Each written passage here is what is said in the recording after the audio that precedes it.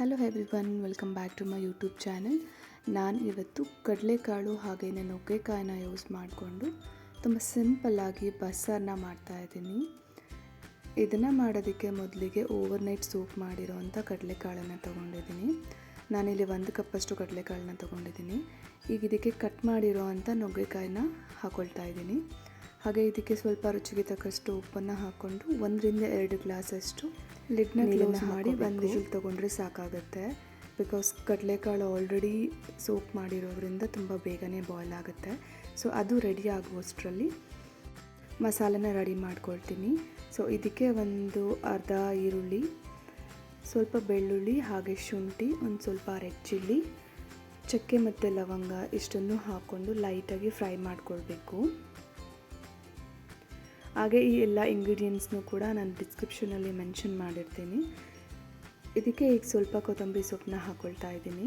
ಇಷ್ಟನ್ನು ಹಾಕ್ಕೊಂಡು 1 ರಿಂದ 2 ಸ್ಪೂನಷ್ಟು ಆಯಿಲ್ನ ಹಾಕಿ ಚೆನ್ನಾಗಿ ಫ್ರೈ ಮಾಡ್ಕೊಳ್ಬೇಕು.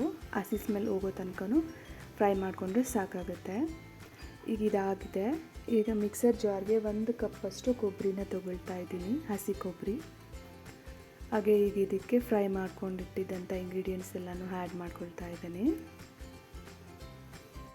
ನಾರ್ಮಲಾಗಿ ಸೊಪ್ಪು ವೆಜಿಟೇಬಲ್ಸಿಂದ ಬಸ್ಸಾರನ್ನ ಮಾಡಿರ್ತೀರ, ಬಟ್ ಯಾವತ್ತು ಕಡಲೆಕಾಳು ಹಾಗೆ ನುಗ್ಗೆಕಾಯಿ ಕಾಂಬಿನೇಷನಲ್ಲಿ ಟ್ರೈ ಮಾಡಿರೋದಿಲ್ಲ. ಒಂದ್ಸಲ ಇದನ್ನು ಟ್ರೈ ಮಾಡಿ, ತುಂಬಾ ಚೆನ್ನಾಗಿ ಬರುತ್ತೆ. ಸೊ ಇದಕ್ಕೆ ಒಂದು ಸ್ವಲ್ಪ ಪೆಪ್ಪರು ಹಾಗೆ ಕೊರಿಯಂಡರ್ ಪೌಡರ್ 2 ಸ್ಪೂನಷ್ಟು ಹಾಕ್ಕೊಳ್ತಾ ಇದ್ದೀನಿ. ಹಾಗೆ ಒಂದು 1/2 ಸ್ಪೂನಷ್ಟು ಸಾಂಬಾರು ಪುಡಿನ ಹಾಕ್ಕೊಂಡು ಒಂದು ಸ್ವಲ್ಪ ನೀರನ್ನು ಹಾಕ್ಕೊಂಡು ಚೆನ್ನಾಗಿ ಗ್ರೈಂಡ್ ಮಾಡ್ಕೊಳ್ಬೇಕು. ಈಗ ಗ್ರೈಂಡ್ ಮಾಡ್ಕೊಂಡಾಗಿದೆ. ಹಾಗೆಯೇ ವಿಷಲ್ ಬಂದು ಹೇರ್ ಕೂಡ ಹೋಗಿದೆ. ಈಗ ನೀರು ಮತ್ತು ನುಗ್ಗೆಕಾಯಿ ಕಡಲೆಕಾಳನ್ನೆರಡನ್ನೂ ಸಪ್ರೇಟ್ ಮಾಡ್ಕೊಳ್ತಾ ಇದ್ದೀನಿ. ನೀವು ಯಾರಾದರೂ ನನ್ನ ಚಾನಲ್ನ ಫಸ್ಟ್ ಟೈಮ್ ನೋಡ್ತಾ ಇದ್ದರೆ ಪ್ಲೀಸ್ ಸಬ್ಸ್ಕ್ರೈಬ್ ಮಾಡಿ. ಹಾಗೆ ಪಕ್ಕದಲ್ಲಿರೋ ಬೆಲ್ ಐಕಾನ್ನ ಶೇರ್ ಮಾಡಿ. ಈ ವಿಡಿಯೋನ ನಿಮ್ಮ ಫ್ಯಾಮಿಲಿ ಮತ್ತು ಫ್ರೆಂಡ್ಸಿಗೆಲ್ಲನೂ ಶೇರ್ ಮಾಡಿ.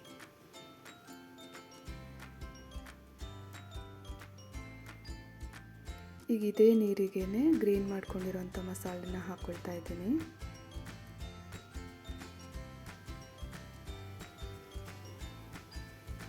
ಬೇಕಿದ್ರೆ ಇನ್ನೂ ಸ್ವಲ್ಪ ಕ್ವಾಂಟಿಟಿ ಎಕ್ಸ್ಟ್ರಾ ಬೇಕು ಅಂದರೆ ನೀರನ್ನು ಆ್ಯಡ್ ಮಾಡಿಕೊಂಡು ಒಂದು ಸಲ ಎಲ್ಲನೂ ಚೆನ್ನಾಗಿ ಮಿಕ್ಸ್ ಮಾಡ್ಕೊಳ್ಬೇಕು.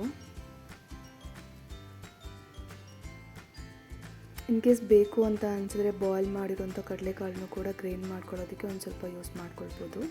ನಾನಿಲ್ಲಿ ಅದನ್ನು ಯೂಸ್ ಮಾಡ್ಕೊಂಡಿಲ್ಲ. ಸೊ ಈಗ ಸಾಂಬಾರ್ಗೆ ಒಗ್ಗರಣೆ ಹಾಕ್ಕೊಳ್ತಾ ಇದ್ದೀನಿ. ಇದಕ್ಕೆ ಒಂದು 2 ರಿಂದ 3 ಸ್ಪೂನಷ್ಟು ಎಣ್ಣೆನ ಹಾಕ್ಕೊಳ್ತಾ ಇದ್ದೀನಿ. ಈಗ ಎಣ್ಣೆ ಬಿಸಿ ಆಗಿದ್ದಾದಮೇಲೆ ಒಂದು ಸ್ವಲ್ಪ ಸಾಸಿವೆನ ಹಾಕ್ಕೊಂಡು ನೆಕ್ಸ್ಟ್ ಇದಕ್ಕೆ ಒಂದು ಸ್ವಲ್ಪ ಕರಿಬೇವಿನ ಸೊಪ್ಪನ್ನ ಹಾಕ್ಕೊಳ್ತಾ ಇದ್ದೀನಿ. ಅದಾದಮೇಲೆ ಒಂಚೂರು ಆನಿಯನ್ ಹಾಕಿ ಲೈಟಾಗಿ ಫ್ರೈ ಮಾಡ್ಕೊಳ್ಬೇಕು. ಒಂದು 2 ಮಿನಿಟ್ಸ್ ಫ್ರೈ ಮಾಡಿಕೊಂಡ್ರೆ ಸಾಕಾಗುತ್ತೆ, ಆನಿಯನ್ ಸಾಫ್ಟ್ ಆಗೋ ತನಕನೂ.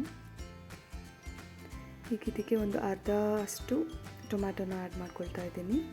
ಟೊಮ್ಯಾಟೊನೂ ಅಷ್ಟು ಸಾಫ್ಟ್ ಆಗೋ ತನಕನೂ ಫ್ರೈ ಮಾಡ್ಕೊಳ್ಬೇಕು.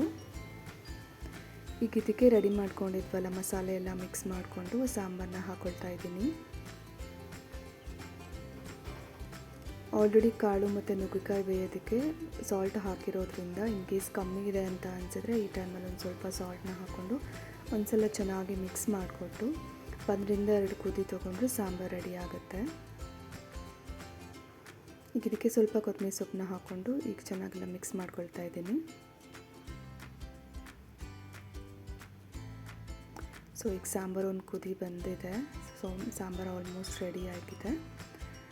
ಈಗ ಪಲ್ಯಗೆ ಒಗ್ಗರಣೆ ಮಾಡ್ಕೊಳ್ಳೋದಕ್ಕೆ ಅಂತ ಇನ್ನೊಂದು ಪ್ಯಾನ್ನ ಇಟ್ಬಿಟ್ಟು ಈಗ ಪಲ್ಯಗೆ ಒಗ್ಗರಣೆ ಹಾಕ್ಕೊಳ್ತಾ ಇದ್ದೀನಿ. ಇದಕ್ಕೆ ಒಂದು 2 ರಿಂದ 3 ಸ್ಪೂನಷ್ಟು ಆಯಿಲ್ನ ಹಾಕ್ಕೊಂಡು ಅದಕ್ಕೆ ಒಂದು ಸ್ವಲ್ಪ ಸಾಸಿವೆ ಹಾಕಿ, ಸಾಸಿವೆ ಎಲ್ಲ ಚಿಟಪಟ ಅಂದಮೇಲೆ ಒಂದು ಸ್ವಲ್ಪ ಕರಿಬೇವಿನ ಸೊಪ್ಪನ್ನ ಹಾಕ್ಕೊಳ್ಬೇಕು.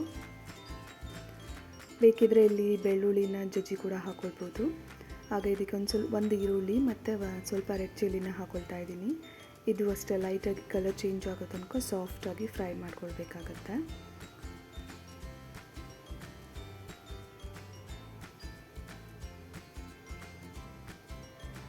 ರುಚಿಗೆ ತಕ್ಕಷ್ಟು ಸ್ವಲ್ಪ ಉಪ್ಪನ್ನು ಹಾಕ್ಕೊಳ್ತಾ ಇದ್ದೀನಿ.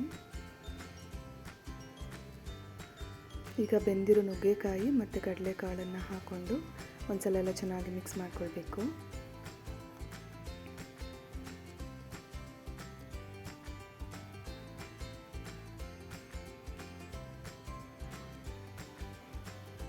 ಕೊತ್ತಂಬರಿ ಸೊಪ್ಪು ಹಾಗೆಯೇ ಒಂದು ಸ್ವಲ್ಪ ಹಸಿ ಕೊಬ್ಬರಿನ ಹಾಕ್ಕೊಂಡು ಒಂದು ಸಲ ಎಲ್ಲ ಚೆನ್ನಾಗಿ ಮಿಕ್ಸ್ ಮಾಡಿಕೊಟ್ರೆ ಪಲ್ಯ ಕೂಡ ರೆಡಿ ಆಗುತ್ತೆ.